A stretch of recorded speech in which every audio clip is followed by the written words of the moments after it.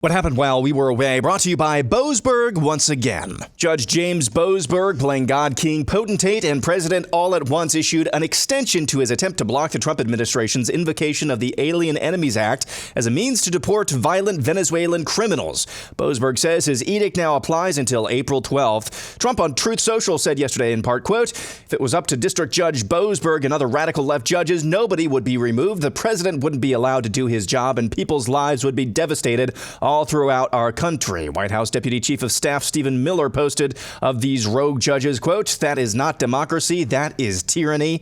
In other news, Wisconsin has a big state Supreme Court election coming up tomorrow. The winner will enjoy a 10-year term in the pivotal battleground state's highest court. And last night in Green Bay, Elon Musk and his America PAC held a rally in support of Trump-endorsed Brad Schimmel, who's taking on the leftist candidate Susan Crawford. It's sort of the poly market or Kalshi, like the betting markets. It varies between 85% and 90% probability of loss for Justice Schimmel.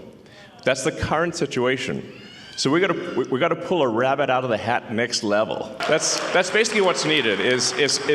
We need to generate an anomaly in the matrix, and because I think there's currently the Dems are 100,000 votes ahead. Back in Washington, Congresswoman Anna Paulina Luna, head of that committee overseeing the release of files for various high-level investigations like the JFK assassination, tossed this bombshell out there that got very little attention. I would like to actually tell the American people it was made aware to me this evening that NBC actually has a video that's never been seen before. We're actually going to be sending a letter requesting that from NBC because it allegedly shows Oswald near the vehicle when the assassination took place, which means that he couldn't have been the shooter. Another aviation near miss, a Delta Airlines Airbus A319 taking off from Reagan National Airport and a U.S. Air Force T-38 jet sounded alarms in the cockpit of the passenger plane on Friday. Delta 2983 was departing Reagan National around 3:15 p.m. in the afternoon and heading to Minneapolis-St. Paul International Airport for a regularly scheduled flight.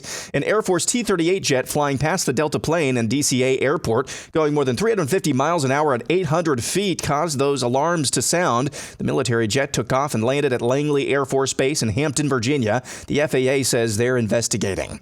International news, French far-right figurehead Marine Le Pen has been banned from running for political office for 5 years after being found guilty of embezzling European Union funds. How convenient for the regime. Just at the moment, it looked like the right wing in France was gaining steam.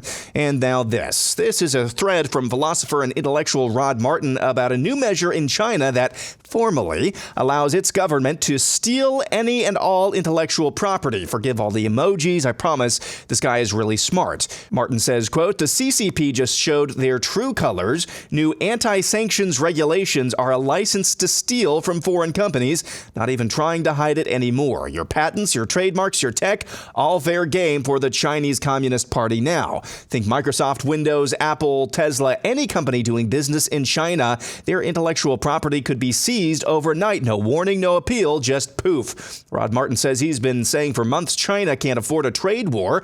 Now they're literally shooting themselves in the foot with the bazooka, he says. Only the U.S. has real sanctioning power globally. The European Union, they're weak. China knows this, and they're terrified of U.S. sanctions, but they're never going to let you know about it. Remember that Missouri lawsuit over COVID, Martin says? The state won $24 billion in damages. Now they're seizing farmland owned by China. So this is China's temper tantrum in response, but they've just made things 100 times worse.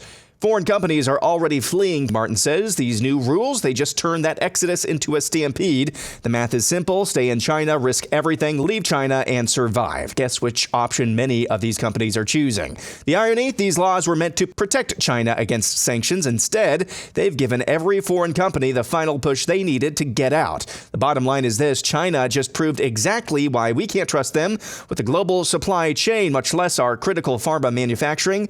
They might do anything at any time, including steal everything we know. Again, that thread courtesy of Rod Martin. And finally, a Marxist Madness update. The Elitist 8 is set, and in the tolerance region, for Hamas and Dick were always on a collision course as the #1 overall seed.